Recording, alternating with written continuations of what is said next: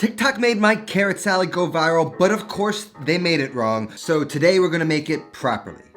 Let me explain. I made this fantastic shaved carrot and zucchini salad on my food truck 12 years ago and people loved it. And I guess 12 years later, TikTokers saw it and made it go viral, but they left out everything that made a salad like this great. I mean, these TikTokers are literally eating a bowl of carrots like a bunch of rabbits. Mine was composed, made up of all the amazing things we stored on our food truck, like shaved carrot, zucchini, watercress, fried Brussels sprouts, avocado, pickled onions. You know, a real salad. So please, if you're going to make this, do not make it like the TikTokers. You're gonna wanna make it like this.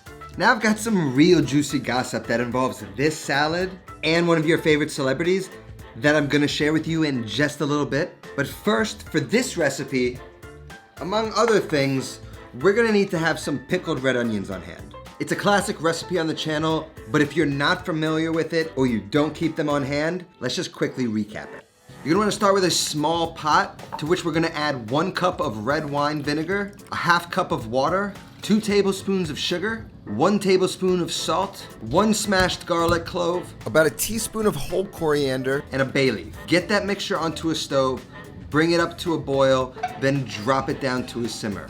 All we're looking for here is to cook it long enough so that the sugar and the salt dissolve. So as soon as you see that happen, get it off the stove. We're gonna set that aside while we slice our red onions. I've got 2 medium-sized red onions. We're gonna cut the top and the bottom of these guys and slice them in half. Peel the skin and then remove some of the core of the onion. Those won't make nice slices. Then cut each half in half again so you're left with quarters. Divide those layers in half so that they become flatter, then push them into the cutting board, and then run your knife through them, creating very thin slices that are nice and uniform. Then get them into a container like a pickle jar, or if you're like me, you've got one of these quart containers on hand, then you can use one of those. Get the onions in there, pour that liquid on top. If the liquid doesn't cover it, you can add a little bit more water or a little bit of vinegar if you like it more acidic. And so just cover that until the onions are submerged and then place a lid on and let that sit in the fridge for at least 1 day and up to a couple of weeks.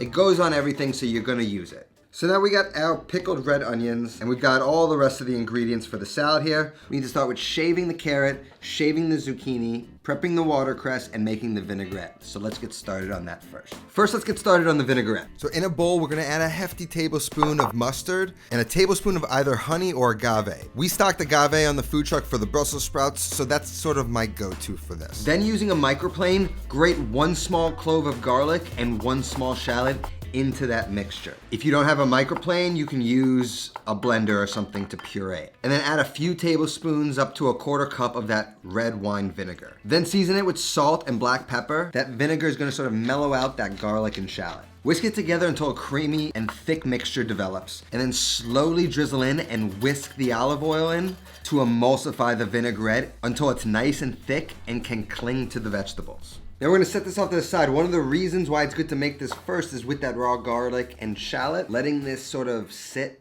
and simmer down for a minute, mellow out. It's almost aging it. It's gonna just get better the longer we wait. So we're just gonna go ahead and prepare the rest of the ingredients. By the time we're ready to go, should be perfect. So now this is what you want, a nice thick, creamy vinaigrette with that shaved carrot and zucchini. This is gonna cling really well to it. Now on to the shaved carrot and zucchini. Now we had a vegetable grilled cheese that was based off of a shaved carrot and zucchini salad tossed in that red wine vinaigrette, which I grew up eating quesadillas and dipping them in vinaigrette, so this was sort of my version of that. It's just so good. The rich, fatty cheese mixed with an acidic, bright vinaigrette goes so well. And just with a vegetable peeler, we're gonna shave the skins off of them and then shave them into thin slices. First, I'm just gonna shave the skin off.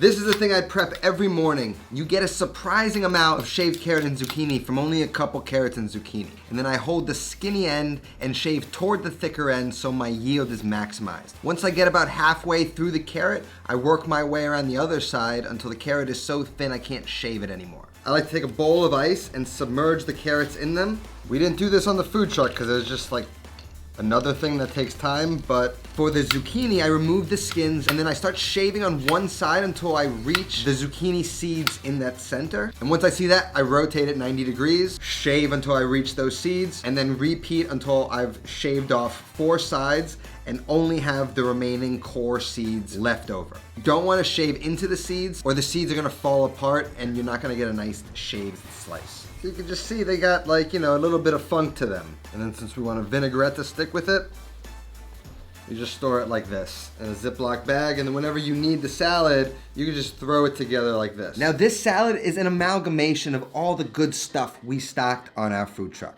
It was a salad born of recycling, a way of making our menu that was already quite expensive with fancy cheeses a bit more efficient.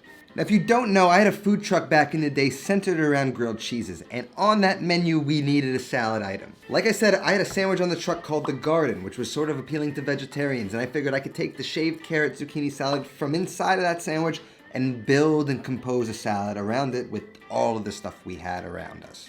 I always loved crunchy salads, I loved carrots, and so I just figured this would be a nice salad to go with the fatty cheeses that predominantly made up our menu. So once I had the core of the shaved carrot and zucchini with the vinaigrette, we started to fill out the salad by pulling in all these other elements from all the other sandwiches we had on the truck that we've also covered on this channel. We pulled in the avocado from the fork green sandwich, the pickled red onions, and the watercress from the short rib. Of course, we had tomatoes on hand, so we threw those in. That felt like an obvious addition. And one of the hits of our truck, the side item, was our fried Brussels sprouts, and we always had a batch fried. So we figured that would be a great little replacement to like a crouton as like a crunchy bit. But it also adds amazing flavor. To prepare the watercress, we don't really even need to clean it really. Watercress is grown in water. You can feel it, it's just kind of squeaky clean. So all we do is take a bunch. We like the stems. The stem had a little bit of crunch, and this is a hardier green, so it can handle cooking, which is why we threw it in sandwiches, but it works great in a salad. Just give it a rough chop. Again, we'll get that onto some towel just to dry off slightly. So to prepare the Brussels sprouts, we gotta cut them into quarters. This was my least favorite task on the truck. Getting a case of Brussels sprouts and having to cut them all into quarters was my nightmare. Halves are too big, they won't fry right. When you cut them into quarters, the leaves sort of perfectly flail open. They cook through perfectly. They don't remain raw at all in the center. And the leaves become this like dark forest green and become crisp. They will be like no other Brussels sprouts you've ever tasted. And it's one of the major reasons people even visited the truck, including celebrities. Now I gotta tell you a story. I was never one to be starstruck by actors. I'm a man of business, so when a celebrity comes to my place of business, I treat them like a normal person, pretend I don't know who they are.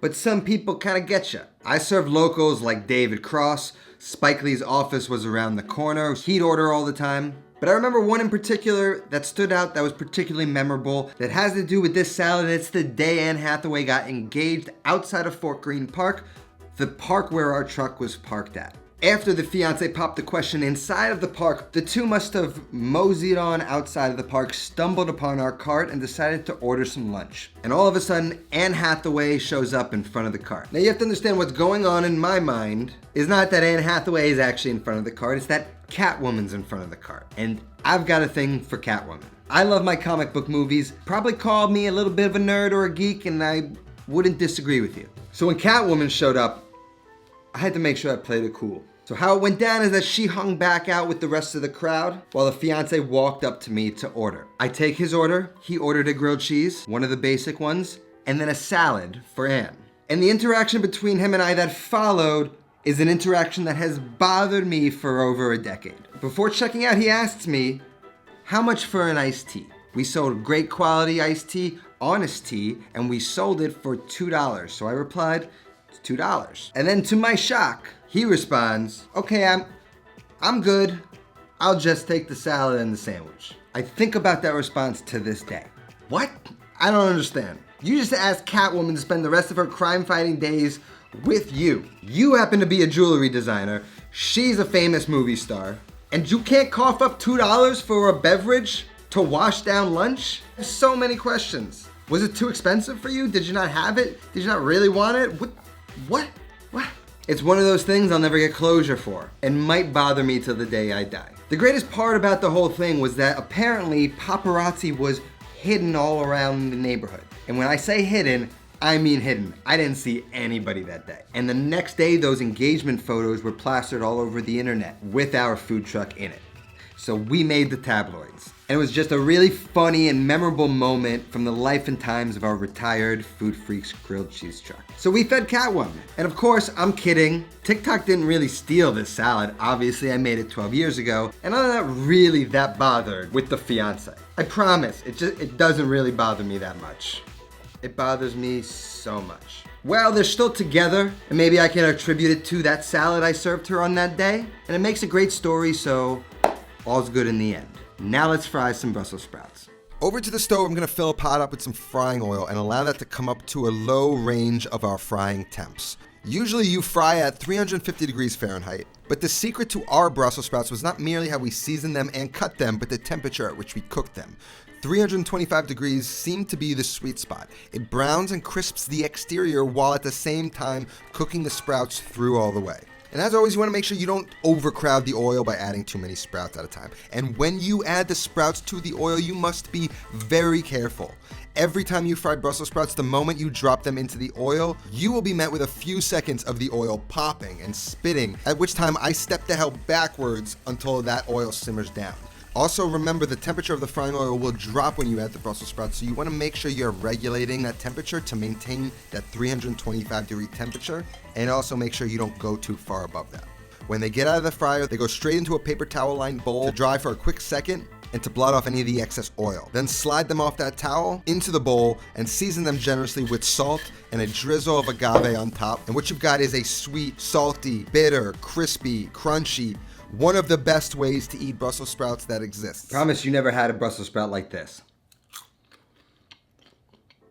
To assemble in a big mixing bowl, and you're gonna want a big mixing bowl for this, add about 2 parts of the carrots to 1 part of the zucchini. Then you wanna add that chopped watercress, the tomatoes, the pickled red onions. We add about 1/4 of an avocado that we just give a quick dice to in its skin, and then we just scoop that out with a spoon. And we need to season that avocado, so we might as well just go ahead and season that whole mix. And then we want to add the vinaigrette, but don't just pour it into one spot. You want to drizzle it all around, including the sides of the bowl. And then to mix, you don't grab it and squeeze it with your hand. You gently run the salad around the bowl, just with your fingertips. Slowly tossing the salad together, letting every piece and element of the salad get coated in that nice thick dressing. Then we're gonna take that directly into a bowl, and instead of finishing with croutons, we finish it with these out of control fried Brussels sprouts. And you take a bite and you get this bright, acidic, crunchy. It's a little complex from the Brussels sprouts. It was the perfect salad pairing to a fat, greasy grilled cheese. If you're going to make a carrot salad, and you should, don't make it like TikTok. It's such a beautiful recipe, and it worked on Anne Hathaway, so it should work on you. That's all that I have today. I'll see you next time. Until then, take care of yourself and go feed yourself.